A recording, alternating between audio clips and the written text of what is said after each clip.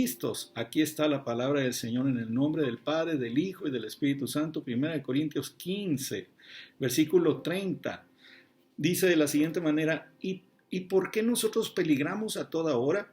Les aseguro, hermanos, por la gloria de ustedes, que de ustedes tengo en nuestro Señor Jesucristo, que yo, dice Pablo, cada día muero.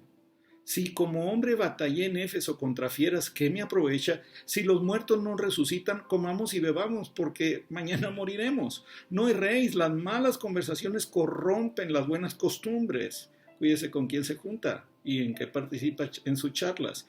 Velad debidamente y no pequéis, porque algunos no conocen a Dios. Para vergüenza vuestra lo digo. Pero dirá alguno: ¿cómo resucitarán los muertos? ¿Con qué cuerpo vendrán? Necio, lo que tú siembras no se vivifica si no muere antes. Ahí está un principio. Y lo que siembras no es el cuerpo que ha de salir, sino el grano desnudo, ya sea de trigo o de otro grano, pero Dios le da el cuerpo como Él quiso, y a cada semilla su propio cuerpo. No toda carne es la misma carne, sino que una carne la de los hombres, otra carne la de las bestias, otra la de los peces y otra la de las aves. Y hay cuerpos celestiales y cuerpos terrenales, pero una es la gloria de los celestiales y otra la de los terrenales. Una es la gloria del sol, otra la gloria de la luna y otra la gloria de las estrellas, pues aún cada estrella es diferente de las otras en gloria. Así también es la resurrección de los muertos. Se siembra en corrupción, resucitará en incorrupción. Se siembra en deshonra, resucitará en gloria. Se siembra en debilidad, resucitará en poder. Se siembra cuerpo animal, resucitará cuerpo espiritual. Hay cuerpo animal y hay cuerpo espiritual. Dice la palabra del Señor. Voy al versículo 45 de 1 Corintios 15. Así también está escrito: fue hecho el primer hombre, Adán, alma viviente, y el postrer Adán, espíritu vivificante. Gloria a Dios. Mas lo espiritual no es primero, sino lo animal, luego lo espiritual. El primer hombre de la tierra, terrenal; el segundo hombre, que es el Señor, es del cielo. Cual el terrenal, también los terrenales, y cual el celestial, tales también los celestiales. Y así como hemos traído la imagen del terrenal, también traeremos la imagen del celestial. Bendito sea Dios. Pero esto digo, hermanos, que la carne y la sangre no pueden heredar el reino de Dios, ni la corrupción hereda la incorrupción. Ya vio, ni la carne ni la sangre heredarán. Por eso, ni la carne ni la sangre, porque es a través de la revelación del Padre. La palabra de Dios nos es revelada por el Espíritu de Dios que la inspiró, y porque Jesucristo nos habita para que entendamos la palabra del Señor en esta hora. Vamos a ser muy bendecidos y muy desafiados en esta hora con la lectura que vamos leyendo. Ahora, como no pueden heredar el reino de Dios ni la carne ni la sangre, ni la corrupción hereda la incorrupción. Aquí les digo un misterio, dice Pablo: no todos dormiremos, pero todos seremos transformados en un momento, en un abrir y cerrar de ojos, a la final trompeta, porque se tocará la trompeta y los muertos serán resucitados incorruptibles y nosotros seremos transformados. Está hablando de cuerpos y luego de nosotros, porque es necesario que esto corruptible se vista de incorrupción y esto mortal se vista de inmortalidad. Y cuando esto corruptible se haya vestido de incorrupción y esto mortal se haya vestido de inmortalidad, entonces se cumplirá la palabra que dice escrita: sorbida es la muerte en victoria. Gloria a Dios. ¿Dónde está, oh muerte, tu aguijón? ¿Dónde, oh sepulcro, tu victoria? Ya que el aguijón de la muerte es el pecado y el poder del pecado es la ley. Mas gracias sean dadas a Dios, que nos da la victoria por medio de nuestro Señor Jesucristo. Amén. Y termina este último versículo, no menos importante, la lectura de 1 Corintios 15. Así que, o sea, después, o por lo tanto, después de todo lo que hemos leído, lo que ha dicho Pablo, los versículos y capítulos previos también es conveniente que usted los lea, por favor, en su casa. Dice: así que, hermanos míos amados, estad firmes y constantes, creciendo en la obra del Señor, siempre sabiendo que su trabajo en el Señor no es en vano. Aleluya. Esta lectura la estoy haciendo previa al pasaje sobre el que vamos a basar la enseñanza de este domingo en la palabra del Señor. No tengo prisa, pero quiero aprovechar bien el tiempo y los minutos que usted está dedicando a esta emisión en el nombre del Señor. Por lo tanto, este pasaje, esta palabra está orada sobre su vida en el nombre del Señor, para que usted que es espiritual lo entienda en el nombre de Jesús. Vamos a ir al Evangelio de Lucas.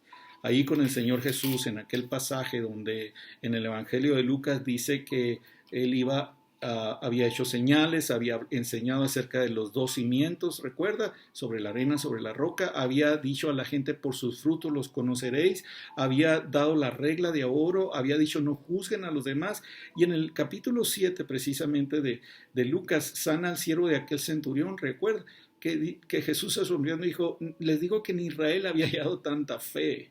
Entonces, en ese caminar de Dios, en ese camino de Jesucristo con sus discípulos, con las multitudes que le seguían, versículo 11 del capítulo 7 dice, en el nombre del Señor, aconteció después que Jesús iba a una ciudad que se llama Naín, e iban con él muchos de sus discípulos y una gran multitud. ¿Cómo se imagina que iban los que estaban en esa multitud? Claro, llenos de gozo, llenos de Dios. Dice el versículo 12, cuando llegó cerca de la puerta de la ciudad, he aquí llevaban a enterrar a un difunto hijo único de su madre, la cual era viuda y había con ella mucha gente de la ciudad. ¿Cómo cree que venía esta otra compañía con la viuda? ¿Sí? ¿Vendrían igual de gozosos? No, era dolor, estaban acompañando a esa mujer al sepultar a su hijo. Y dice el versículo 13, cuando el Señor la vio, se compadeció de ella y le dijo, no llores. Y acercándose tocó el féretro y los que lo llevaban se detuvieron y dijo, joven, a ti te digo, levántate. Entonces se incorporó el que había estado muerto y comenzó a hablar y lo dio a su madre. Y todos tuvieron miedo y glorificaban a Dios diciendo, un gran profeta se ha levantado entre nosotros. Y también decían, Dios ha visitado a su pueblo. Y se extendió la fama de él por toda Judea y por toda la región de alrededor. Bendito sea Dios para siempre. ¿Qué hace Jesucristo cuando nosotros sufrimos? ¿Qué es lo que el Señor tiene para usted y para mí cuando pasamos tal vez como esta situación de pandemia o no necesariamente en la pandemia antes, pero también después de que este tiempo termine? Este es un principio bíblico que queremos dejar establecido con usted a través de esta enseñanza en el nombre del Señor y quiero pedirle, quiero desafiarle. Confíe que esta palabra ha funcionado para muchos, ha funcionado para mí, ha funcionado para mi familia, ha funcionado para nuestra congregación y para nuestra gente en la Sierra Tarahumara, y donde quiera que Dios está, donde quiera que Dios aparece, a través de su palabra y a través de su verdad liberadora, cosas suceden que son transformadas. La muerte vuelve a la vida, la enfermedad a la salud, el perdido es hallado, el pecador es perdonado y todo donde el Señor interviene hay un cambio, hay una transformación. Es lo que queremos dejar hoy como esta enseñanza en el nombre del Señor. Por eso empezamos leyendo acerca de la muerte y de la resurrección. Por eso esos principios bíblicos, ¿dónde está, oh muerte, tu aguijón? ¿Dónde está, oh sepulcro, tu victoria? Y entonces poder decir, Señor, tú sobre todo eso, tú has vencido, tú has ganado. Esta enseñanza, yo la recibí de un hombre de Dios hace ya un buen número de años, en otro lugar, en otra experiencia con Dios. Todavía no éramos pastores, mi esposa y yo tenemos más de 25 años, lo he comentado con usted, lo he compartido. Quiere decir que esto no es nuevo, pero este pasaje me ha acompañado muchas veces, lo he impartido en muchos lugares y no quise pasar la oportunidad este domingo de entregárselo ahora que está terminando este primer semestre del año, como lo hayas vivido. Lo que hayas perdido en el nombre del Señor, te llega esta palabra de parte de Dios a tu vida en el nombre del Señor para que puedas volver a confiar en Dios o seguir confiando en Dios si no has perdido tu confianza. Pero si hay alguien que no conoce esa confianza, que la pueda tener en Dios y en Jesucristo, porque de eso se trata la palabra del Señor. Conoceréis la verdad y la verdad os hará libres. Este asunto de Naín, ese lugar donde iba la viuda a enterrar a su hijo, ¿sabe qué significa Naín? Significa, en griego, significa un lugar deleitoso o un lugar de belleza. Para ellos el cementerio no era de tristeza, sino en algún sentido de celebrar la vida. También significa prado o pasto. Y más allá tiene una connotación alrededor de descendiente, algo de lo cual desciende, algo de lo cual el que desciende a ese lugar no se va a quedar en ese lugar. Y alguien puede entender el significado de Naín. ¿Dónde están tus sueños? ¿Dónde están tus anhelos de principio de año, de fin del año pasado, antes de que cambiáramos de década? ¿Dónde quedaron esos proyectos? ¿Dónde están esos sueños, esas peticiones delante del Señor en tu vida, en la vida de tus hijos, en la vida de tu negocio, de tus anhelos de vida, de lo que estabas logrando, y ya ibas y de repente hubo una irrupción, algo se detuvo, todo se detuvo, el mundo entero a través de esta situación que se ha visto de encierro, de confinamiento, de enfermedad, de contagios, de peligros, de mala información o desinformación o falsas noticias o confusión y todo lo que ha venido sobre el mundo, no solamente sobre un país o ciudad en particular, sino sobre toda la humanidad. Y resulta que, ¿qué hace Jesucristo cuando nosotros sufrimos? Una de las cosas que hizo Jesús al venir en este versículo, lo estábamos leyendo en el versículo 11, que él iba a la ciudad de Naín, a esa ciudad que significaba ese nombre, y entonces los que lo acompañaban, decíamos, era una multitud que si Jesús estaba ahí, de seguro iban celebrando o recordando, testificando de los milagros que Jesús previamente había hecho, y ahora aparece en escena Jesús en un cuadro de dolor de una mujer viuda, de por sí las mujeres en aquel entonces no contaban. Aunque estuvieran casadas, ya viudas eran menospreciadas, y ahora, aparte de viuda, había perdido a su esposo, ahora estaba perdiendo a un hijo que iba a sepultar, y también iba acompañada con gente que, por supuesto, por el corazón o la familiaridad o la cercanía con ella, estaban llorando con la que lloraba.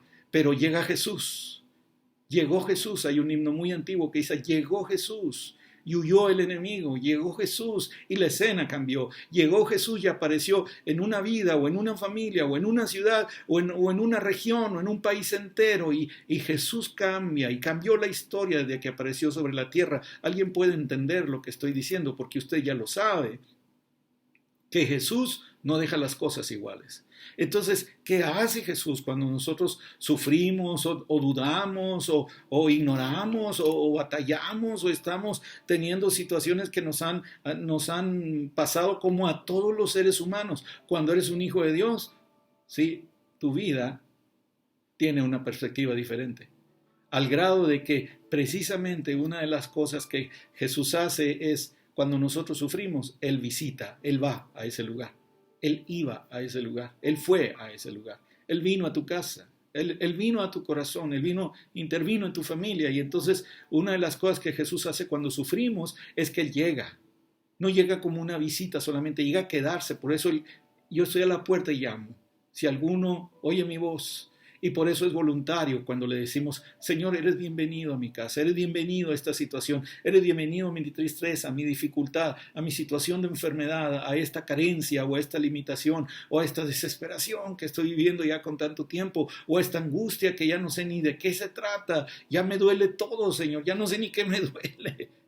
Y Jesús está allí, viene, y el Señor Jesús, este es un principio en la palabra del Señor, Él visita, pero cuando Él visita no solo visita, dice que la vio, dice que en el versículo 13 dice que la vio a la viuda, y lo otro dice que se compadeció. Entonces visita, ve y se compadece. No es para cruzarse de brazos, mucho menos para burlarse de tu situación, como muchos lo habrán hecho o lo irán a hacer en el futuro. Recuerda estos principios que están en la palabra del Señor que te entrego en esta hora, que el Señor viene, pero también ve, pero también se compadece. Y no solo se compadece, a la hora de que se compadece, la intervención de Él es para consuelo, cuando le dice: no llores. ¿Cómo no voy a llorar? ¿Cómo no me voy a desesperar? ¿Cómo no voy a tener coraje? ¿Cómo no voy a estar preocupado, inquieto por el futuro? Por no sé si mis hijos van a entrar a la escuela el siguiente ciclo, no sé si vamos a tener para la siguiente comida.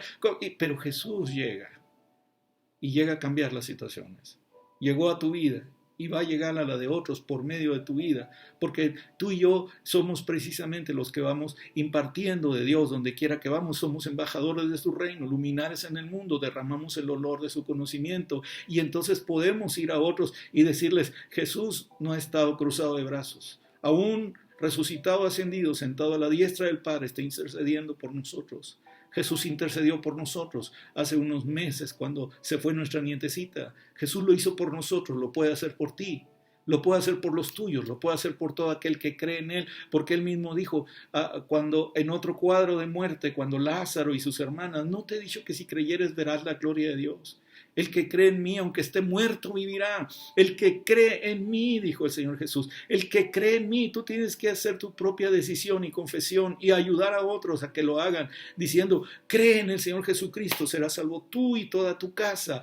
Saldrás de esa situación, avanzarás, romperás, lograrás, irás, vendrás, negociarás, te llegarán los contratos, te llegarán las respuestas de las solicitudes que habías aplicado para tener un trabajo seguro para ti y los tuyos, y entonces podrás hacer planes y podrás soñar en grande, como lo hemos dicho en emisiones pasadas, podrás orar con fervor porque Jesús está allí. Y resulta que una de las cosas que Jesús hace es cuando no solo visita y ve y se acerca, consuela acercándose, pero también toca. Él tocó lo que era inmundo, llevaban ahí, pero Él tocó al muerto. Jesús no tiene esos protocolos que nosotros a veces tenemos, humanamente hablando, o a veces hasta en el área, digamos, de la salud. Jesús no tiene problemas, Dios no tiene problemas para tocar, para tocarte, para otra vez hablar a tus sueños, hablar a lo que se te había muerto, hablar a lo que habías perdido, hablar a lo que habías dejado atrás, hablar a aquello que antes te alegraba y de repente se convirtió en una carga, tal vez tu matrimonio, tus hijos, el sustento de los tuyos, el trabajo de tus manos, se convirtió en una carga, pero Jesús viene a decirte, hey, yo estoy allí, yo estoy contigo, vengo a tocarte este domingo, vengo a darte esta palabra para que entiendas que donde yo llego las cosas no van a ser iguales, no van a seguir igual. No tienes pérdida conmigo, vas a ganar. El que pierda su vida por causa de mí la ganará.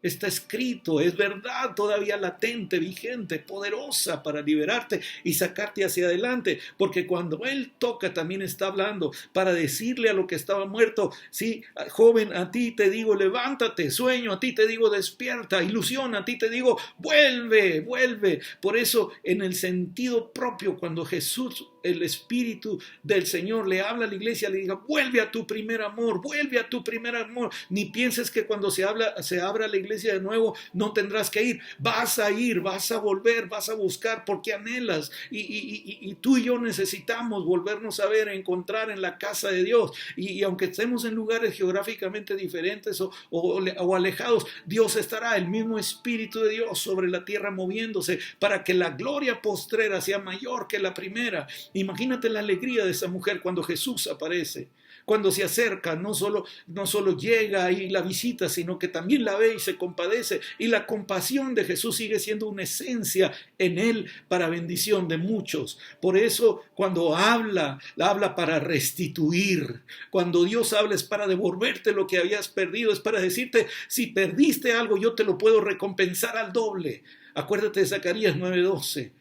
Les digo, prisioneros de esperanza, aquí yo les restituiré el doble. Te lo he estado diciendo toda esta cuarentena, tengo más de 3 meses recordándotelo continuamente y hoy te lo vuelvo a recordar. Jesús llega para decirte, ahí está resucitado tu hijo, está levantado tu sueño, está tu ánimo, estás lleno de Dios, estás lleno de su palabra. Para la gloria de Dios en esta hora te entrego esta palabra del Señor, iglesia, hijo de Dios, hija de Dios, y aquellos que no son creyentes se conviertan y crean en Jesucristo, que Él vino para dar vida y vida en abundancia. Él no vino a quitarte. Con Dios nunca perderás, con Dios irás hacia adelante, irás de poder en poder. Está escrito proféticamente que iremos de poder en poder y veremos a Dios en Sion, veremos a Dios sobre su pueblo, sobre su iglesia. Lo que viene sobre la iglesia todavía es mejor. No importa que no hayamos vuelto a reabrir los templos, la iglesia todavía está escuchando y todavía hay quien tiene oídos para oír lo que el Espíritu le dice a la iglesia. Y hoy te entrego esta palabra poderosa del Señor para liberarte, para romper ataduras, para deshacer cargas de opresión, para dejar libres a los quebrantados, para que se rompa todo yugo en el nombre de Jesucristo y sobre tu vida sea vista la gloria del Señor. No has perdido nada, hijo, no has perdido nada, hija, padre de familia, no has perdido nada. Sé lo que es estar desesperado, sé lo que es estar inquieto, preocupado o no dormir porque no tienes para mañana el dinero suficiente para pagar tus compromisos. Yo lo sé, pero ha llegado Jesús y ha provisto, no solo para mí, para muchos. Ha sido probado, yo también lo he sido probado en todas las áreas y Dios se ha glorificado. Esta palabra ha funcionado para mí desde que la conozco. Funciona para ti y está al alcance de tu mano. Te bendigo con ella en el nombre del Señor, y en esta hora sobre tu vida la gloria del Señor sea manifiesta. El amor del Padre, la comunión del Hijo y la presencia del Espíritu Santo estén sobre tu vida y sobre la vida de tus seres queridos. Nos veremos en la próxima emisión. Que Dios te bendiga y esté contigo, y gracias por seguirnos. Estamos en comunicación. Les amamos y estamos para servirles a todos ustedes. Hasta luego.